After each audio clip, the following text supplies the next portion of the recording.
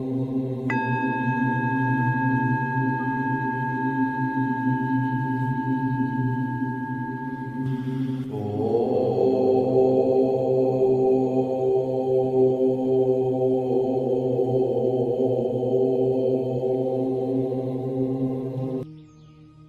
हो सकता है ओम मंत्र का रहस्य? हमें यह तो पता ही है कि ओम मंत्र के उच्चारण से मन को शांति मिलती है और सकारात्मकता बढ़ती है। परंतु क्या इसके अतिरिक्त भी ओम मंत्र का कोई गूढ़ रहस्य है?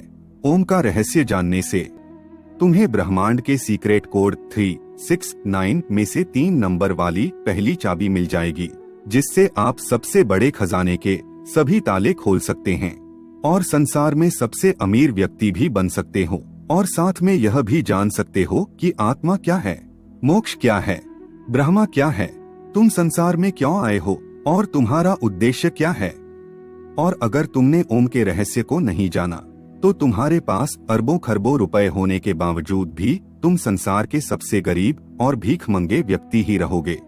और ओम मंत्र का यह रहस्य तुम वेदों और उपनिषदों से प्राप्त कर सकते हो, लेकिन अगर तुम्हारे पास इतना समय नहीं है कि तुम इनका अध्ययन कर सको, तो आपको हमारी इस प्रस्तुति को अंत तक एकाग्रचित्त होकर जरूर देखना चाहिए। ओम सनातन धर्म का प्रतीक है और यह शिव का भी प्रतीक है। ओम एक ऐसी ध्वनि या मंत्र है जो अनगिनत रहस्य को अपने अंदर समेटे हुए है।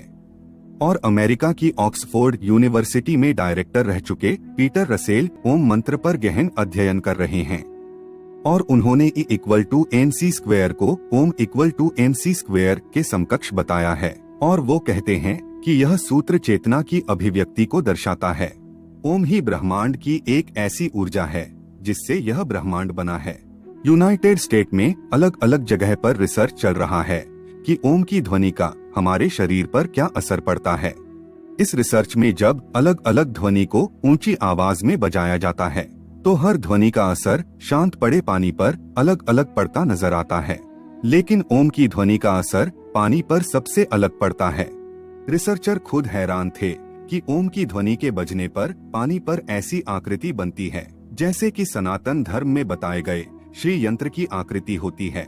ओम के सिवा कोई ध्वनि ऐसी आकृति नहीं बनाती थी। रिसर्चर ने बताया कि ओम की ध्वनि बहुमूल्य ज्ञान का खजाना है। और जब प्राचीन काल में एक सन्यासी को लगा कि गुप्त मंत्र से बड़े बड़े खजाने के ताले तोड़े जा सकते हैं, तो यह सन्यासी गुप्त मंत्र की तलाश में एक बड़े आश्रम में जाता है। वहाँ के आचार्य से कहता है कि आप मुझे मूल्यवान गुप्त मंत्र दीजिए। तो आचार्य ने कहा कि मैं तुम्हें गुप्त मंत्र तो दूंगा, लेकिन तुम्हें सालों तक यहाँ रहकर सेवा करनी होगी। सन्यासी ने सेवा करते करते सालों बिता दिए। एक दिन सन्यासी आचार्य के पास गया और बोला कि अब तो वह गुप्त मंत्र मुझे दे दीजिए। तो आचार्य ने कहा कि ठीक है, तुम मेरे नजदीक आओ, मैं तुम्हारे कान में वह गुप्त मंत्र कहूंगा। सन्यासी नजदीक गया तो आचार्य ने ओम मंत्र दिया। सन्यासी खुश हो गया, वह वहां से चला गया और ओम का जाप करने लगा, लेकिन कोई धन की प्राप्ति नहीं हुई। तो उसे संदेह हुआ कि आचार्य ने उसके साथ धोखा किया है। वह जब बाहर निकला तो एक माँ उसके बेटे को बुला रही थी कि ओम बेटे यहाँ आओ।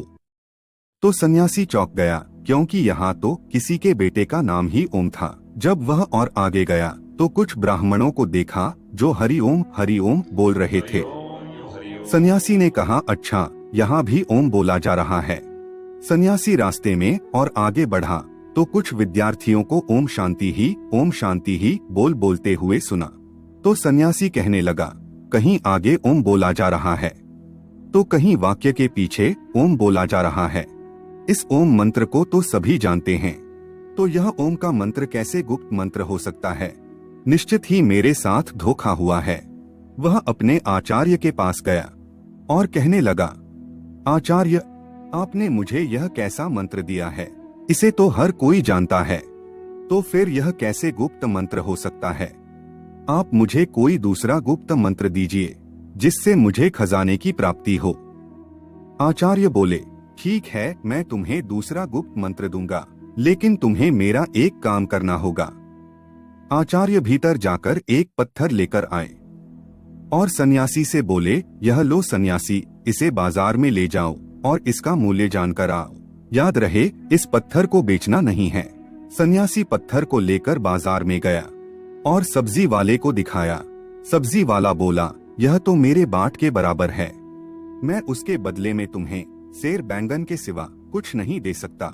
सन्यासी उस पत्थर को लेकर फिर कपड़े वाले के पास गया तो कपड़े वाला बोला, क्या हमें उल्लू समझा है? पत्थर बेचकर हमें ठगना चाहते हो? चलो चलो यहाँ से। सन्यासी पत्थर को लेकर पूरे बाजार में फिरता रहा, लेकिन किसी ने उसका मूल्य नहीं बताया और किसी ने उसको मुफ्त में भी नहीं लेना चाहा। फिर सन्यासी उस पत्थर को लेकर एक जौहरी की दुकान पर गया। जौहरी ने उस पत्थर को देखा और बोला, कहाँ से मिला तुम्हें इतना कीमती रत्न? यह तो बहुत ही मूल्यवान रत्न है। मेरे पास तो इतना धन ही नहीं है कि मैं यह रत्न खरीद सकूं, और पूरे राज्य में शायद ही कोई ऐसा होगा जो इसे खरीद सकेगा। सन्यासी उस पत्थर को लेकर अपने आचार्य के पास वापस आया और आचार्य से कहने लगा, आचार्य, जौहरी इसे मूल्यवान बता रहा था और दूसरों के लिए यह एक पत्थर मात्र था। आपको पता था कि यह पत्थर नहीं लेकिन कीमती रत्न है, तो फिर मुझे इसका मूल्य जानने के लिए बाजार में क्यों भेजा? तो आचार्य कहने लगे, ताकि तुम ओम का मूल्य जान सको। जैसे इस पत्थर का मूल्य हर कोई नहीं जान सका, यानी इसका मूल्य गुप्त है, हर कोई नहीं आंक सकता, केवल पारखी आंखें ही पहचान सकी कि यह पत्थर नहीं रत्न है। उसी तरह ओम भी एक रत्न है जिसका मूल्य गुप्त है, और जो ओम का मूल्य जानते हैं वह समृद्ध हो जाते हैं। अब ध्यान से सुनो, मैं तुम्हें ओम का विस्तार पूर्वक रहस्य समझाता हूँ। देवताओं के सेनापति भगवान कार्तिकेय ने भगवान शिव को ओम का जो अर्थ बताया है वह मैं तुम्हें बताता हूँ। ओम एक ऐसी प्राकृतिक ध्वनि है जो बिना किसी टकराव से उत्पन्न होती है। इसे तुम अक्षर, शब्द, ध्वनि या नाद भी कह सकते हो। ओम में 3 ध्वनियां हैं जिसे मात्रा कहा जाता है। वे है अध्वनि, उध्वनि और मध्वनि। जब अध्वनि और उध्वनि मिलते हैं तो ओ ध्वनि बनाता है, और जब उध्वनि से म मिल जाता है तो ओम बनता है। ओम की 3 ध्वनियों से ही समस्त विश्व की सभी भाषाएं और बोलियां बनती है, और गूंगा भी अध्वनि, उध्वनि और मध्वनि यह 3 ध्वनियां बोल सकता है। आपकी भाषा कोई भी हो, लेकिन जब आप उच्चारण के लिए मुंह खोलते हैं तो सबसे पहले अकार की ध्वनि ही निकलती है, और जब तुम उच्चारण के अनंतर मुंह बंद करते हो तो मकार की ध्वनि ही निकलती है, और जब तुम होठों को पास लाकर मुख को आधा खुला और आधा बंद रखते हो तब उकार की ही ध्वनि सुनाई पड़ती है। इसीलिए सभी भाषाओं की सभी ध्वनियां, फिर वह स्वर हो या व्यंजन, ओंकार के अंतर्गत ही आती हैं। इसलिए ओम विशिष्ट वैश्विक ध्वनि है। ओम ईश्वर का प्रतीक भी है। मांडूक्योपनिषद के अनुसार ओंकार जगत की उत्पत्ति और लय का प्रतीक है। अध्वनि सर्जन को दर्शाती है, उध्वनि सांसारिक प्रपंच को दर्शाती है, और मध्वनि इस समग्र संसार के लय को दर्शाती है। ओंकार आत्मा की 3 अवस्थाओं को भी दर्शाता है। पहली स्थिति है जागृत। इस अवस्था में जीवात्मा अपने स्थूल अंगों और इंद्रियों से भोगों को भोगता है। दूसरी स्थिति है स्वप्न अवस्था। इस अवस्था में जीव अंतः प्रज्ञ होकर जागृत अवस्था में भोगे हुए भोगों को अपने मन के द्वारा अनुभूति करता है। तीसरी अवस्था है सुषुप्ति। इस स्थिति में जीवात्मा आनंदमय ज्ञान स्वरूप हो जाती है और ज्ञान से परमानंद को प्राप्त करती है, और इन तीनों अवस्था के बाद आत्मा ब्रह्मलीन हो जाती है। इस अवस्था में आने के बाद आत्मा अद्वैत शिव ही शिव रह जाती है। अब उसे जीव, जगत और ब्रह्म के भेद का प्रपंच नहीं रहता, और उसे अनाहत नाद ओम सुनाई देता है। अनाहत नाद कोई ध्वनि नहीं है, लेकिन अनाहत एक अनुभूति है जिसमें आत्मा कहती है कि अहम ब्रह्मास्मि, शिवोहम, मैं ही ब्रह्म हूँ, मैं ही शिव हूँ, मैं ओंकार हूँ, मैंने ही जगत के रूप में अपना विस्तार किया है, मैं ही शेर हूँ जो मेरे ही हिरण रूप को मारने जा रहा हूँ, मैंने ही अपने पुत्र के रूप में जन्म लिया है, और मैं ही मेरे माता पिता के रूप में जन्म ले चुका हूँ। इस संसार में केवल मैं ही हूँ, मेरे सिवा कोई नहीं है, बोलने वाला भी मैं ही हूँ। और सुनने वाला भी मैं ही हूँ। सांप बनकर मैं ही अपने आप को डसने जा रहा हूँ और मैं ही उससे बचने के लिए दौड़ रहा हूँ। इस ओमकार के रहस्य को जान लेने के बाद सोना, चांदी, रुपए, पैसे सब मिट्टी लगने लगता है, क्योंकि यह सब भौतिक पदार्थ वास्तव में मेरा ही स्थूल रूप है। मैं तो इतना अमीर हूँ कि यह घर, यह जमीन, यह पृथ्वी, यह तारामंडल ही नहीं, पूरा ब्रह्मांड ही मेरा है। और ऐसे कितने ब्रह्मांड होंगे जो मेरे ही अंग है। तो मेरे जितना अमीर कौन हो सकता है जब मुझे इतना बड़ा खजाना मिल रहा है। मैं क्यों इन किलो 100 किलो सोना, चांदी और रुपए पैसे के पीछे भागूं?